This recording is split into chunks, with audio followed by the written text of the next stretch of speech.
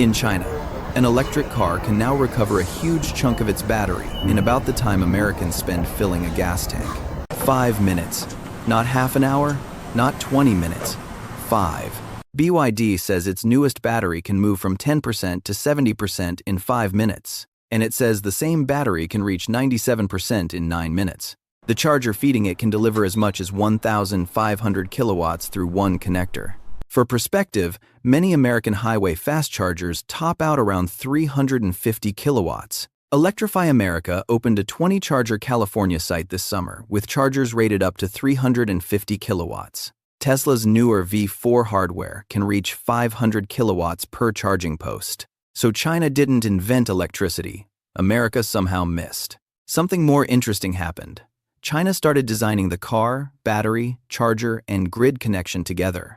And that systems approach may contain a lesson for the United States. Because the real breakthrough isn't simply charging faster, it's making fast charging practical at enormous scale.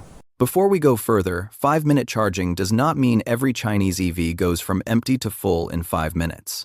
The headline applies to specific new vehicles, batteries and chargers engineered to work together. BYD's March 2026 claim is 10 to 70% in 5 minutes, then 97% in 9. Charging slows near the top because batteries become more difficult to fill safely as they approach full charge. Think of parking a car. Moving quickly is easy when the lot is empty. The last few spaces take more care. Batteries behave differently, of course, but the analogy explains why charging curves normally taper. BYD's previous 2025 system already demonstrated another dramatic number, roughly 250 miles of range in 5 minutes. That older system used a 1,000-volt architecture and reached about 1 megawatt of charging power. The 2026 generation pushes the charging station itself as high as 1.5 megawatts. That's enough instantaneous power to make a charger behave more like industrial equipment than a household appliance. Your refrigerator may draw a few hundred watts while running. A flash charger operates in the million-watt class. Delivering that much energy safely requires far more than simply installing a bigger cable. The car has to accept the power, the battery has to survive it, the charger has to stay cool. And the local electrical system has to supply it without turning every charging stop into a grid emergency. That's why this story is actually 4 stories hiding inside one plug. Battery chemistry, power electronics, thermal management, and infrastructure. China is trying to advance all 4 at once. To understand how, start with the simplest equation in this entire video. Electrical power depends on voltage multiplied by current. Want dramatically more charging power? Raise voltage, raise current, or do both. But pushing huge current through resistance creates heat, and heat becomes the enemy very quickly. That's one reason modern fast charging systems keep moving toward higher vehicle voltage. Higher voltage can move the same power with less current, reducing resistive losses for a given power level. But when you're chasing megawatts, even extremely efficient equipment still has enormous amounts of heat to manage. Inside the battery, fast charging creates a different problem. Lithium ions must move extremely quickly without damaging the cell. Push conventional lithium-ion cells too hard, and you can accelerate heat, unwanted reactions, and battery degradation. One particularly troublesome process is lithium plating, where lithium deposits where engineers don't want it. That's why a charger alone cannot create 5-minute charging. The battery itself must be engineered for extreme rates. BYD says its second-generation blade battery uses redesigned internal pathways to move lithium ions more quickly. The company also says it redesigned thermal management to reduce internal heat and remove heat more efficiently. Notice the pattern. Faster charging isn't one breakthrough. It's dozens of improvements stacked together. Battery design improves, so the charger can push harder. Power electronics improve, so more electricity reaches the battery with less waste. Cooling improves, so the system can survive those enormous power levels. Then infrastructure determines whether any ordinary driver can actually use the technology. And this is where China's advantage becomes much bigger than one impressive battery. At the end of 2025, China held more than 65% of the world's public charging points. Its public network had grown beyond 4.7 million charging points. About 2.2 million were fast or ultra-fast chargers by the end of 2025. And China hasn't stopped building. By June 2026, China's official count exceeded 23 million charging connectors across public and private infrastructure. More than 5 million of those were public charging connectors. China also reported more than 180,000 high-power charging connectors by the end of June. That matters because a brilliant charger nobody can find is not a transportation system. China's official data says charging coverage has reached more than 98% of counties. That doesn't mean every charger is ultra-fast, available, or perfectly reliable. But infrastructure density changes how drivers think about an electric vehicle. When charging feels common, owning an EV becomes less of a planning exercise. There's another reason China built so much public charging. Many urban drivers don't have an American-style private garage.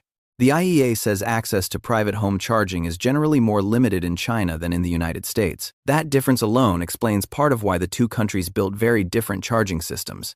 An American with a driveway can plug in at night and wake up with enough energy for normal commuting. For that driver, a 1.5 megawatt charger near home may solve a problem they barely have. But take the same American on a 700-mile road trip, and suddenly charging speed matters a lot. That's where China's ultra-fast experiment becomes interesting to Americans. Not because every American needs 5-minute charging every day, because drivers remember the worst-case trip, not the easy Tuesday commute. If that painful stop shrinks from 30 minutes toward 10, the psychology of EV ownership changes. That's why BYD keeps comparing flash charging with gasoline refueling. But matching gasoline speed creates another enormous problem hiding underground. Where does all that electricity come from? 5 megawatt charging session is already a major electrical load.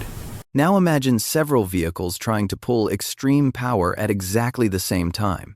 You can't just connect that demand to every convenience store in America and hope the local grid enjoys it. DOE has warned for years that extreme fast charging can create difficult local grid loads. China's answer increasingly includes stationary batteries at the charging station itself. BYD says its flash stations pair high-power chargers with energy storage to reduce pressure on local grid connections. Think of the station battery as a reservoir. It can fill more slowly, then release energy when cars arrive. The United States is starting to use the same idea. Electrify America's new Santa Barbara station includes a 1.9 megawatt battery storage system. It stores power when conditions are favorable, then helps the site during periods of high charging demand. So, one lesson from China is already appearing in America. Don't think about the charger alone. The charging station is increasingly becoming a miniature energy system. But let's address the obvious question. Is America simply behind? On public charging scale and the newest ultra-fast passenger car hardware, China currently has a clear lead. But saying America doesn't understand charging would be completely wrong. Tesla's V4 Post is rated for up to 500 kilowatts and supports systems up to 1,000 volts. Its V4 power cabinet can provide as much as 1.2 megawatts shared across 8 charging posts. Electrify America continues building 350 kilowatt locations, including large format sites with on-site storage. And America's public network added a record number of points during 2025. U.S. Fast and ultra-fast public charging points grew about 30% to nearly 70,000 in 2025. The difference is that America's charging network grew around a different transportation system. Americans drive long distances, but many EV owners also have private parking and access to overnight charging. China has far more apartment living and greater dependence on shared or public charging. Different housing creates different infrastructure incentives, so America may not need China's exact network duplicated charger for charger.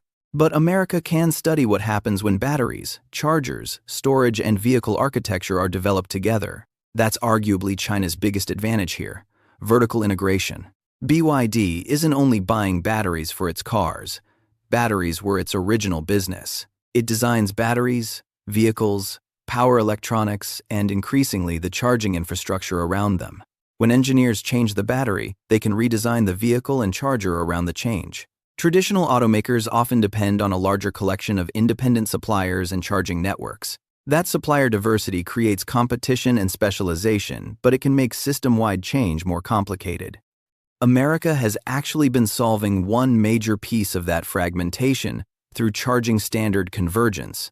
That matters because faster hardware is useless if drivers cannot use it reliably. And reliability may matter more to a road-tripping family than the theoretical peak number on the charger. A 500 kilowatt charger that always works can be more useful than a 5 megawatt charger your car cannot accept. Because here's the secret behind every charging speed headline.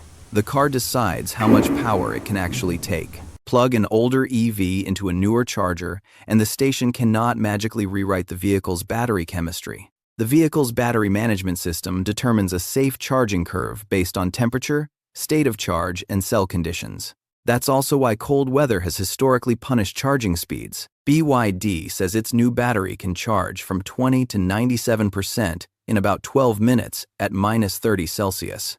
That's a company claim, and real-world independent testing across years will matter.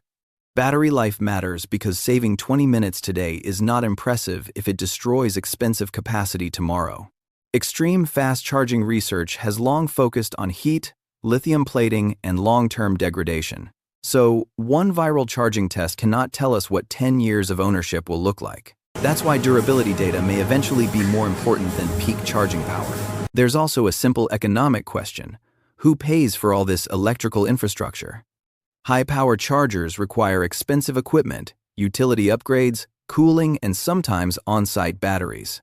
If a station sits empty most of the day, extremely expensive hardware can be difficult to justify. That's why utilization, the number of paying cars using each charger, matters enormously. China's dense cities and huge EV population can make heavily used public infrastructure easier to support economically. America's lower-density suburbs often create a very different utilization pattern. That's not failure, it's geography and behavior shaping engineering economics. So what should America actually copy? Not everything. First, design the battery, vehicle, and charger as one system instead of chasing charger power alone. Second, use stationary storage where the grid cannot economically deliver every peak instantly. Third, put extreme charging where drivers genuinely need speed highways, fleets, and heavily used travel corridors. Fourth, keep slower home and workplace charging, because cheap overnight electricity is still one of an EV's biggest advantages. The future network probably isn't one charging speed. It's a ladder of speeds matched to different jobs. Slow while you sleep, medium while you work, extremely fast when every minute matters. China may simply be reaching the extreme end of that ladder earlier and at much greater scale. And the rest of the world is already paying attention. BYD says it intends to begin large-scale international flash charging rollout by the end of 2026. If those deployments work, 5-minute charging stops being a Chinese curiosity and becomes a competitive benchmark. Then American manufacturers face a different question. Not, can we build it? But, when does the customer demand it? Because American engineers already know how to build very high-power electrical systems. The challenge is turning that capability into something affordable, reliable, and useful for millions of ordinary drivers. China is testing one possible answer. Build the battery, charger, storage, and network together, and build them fast. America doesn't need to become China to learn from that experiment. It only needs to ask which parts make an American road trip easier, cheaper, and more dependable. Because eventually, the most important charging specification may not be 350 kilowatts, 500 kilowatts, or even 1,500. It may simply be this. Can the car finish charging before you finish your coffee?